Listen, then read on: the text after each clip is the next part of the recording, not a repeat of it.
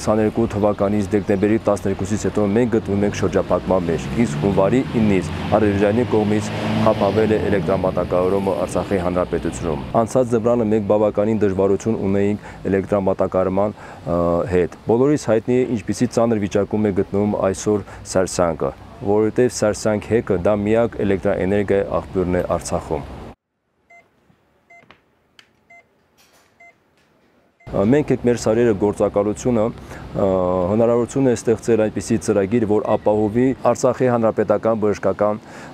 կենտրոնը արևային էլեկտրակայանում եւ նա կենսական նշանակություն ունի ամբողջ Արցախի բնակչության համար։ Մենք շնորհակալ ենք այս ծրագրի համար եւ նաեւ շնորհակալություն ենք հայտնում այն բոլոր մարդկանց, ովքեր նվիրատվությամբ կօգնենք այս ծրագիրը իրականացնելու, որպեսզի կարողանանք ապահովել մեր բուժհաստատության աշխատանքը մեր բնակչության համար։ Մի թողեք մենակ Արցախը։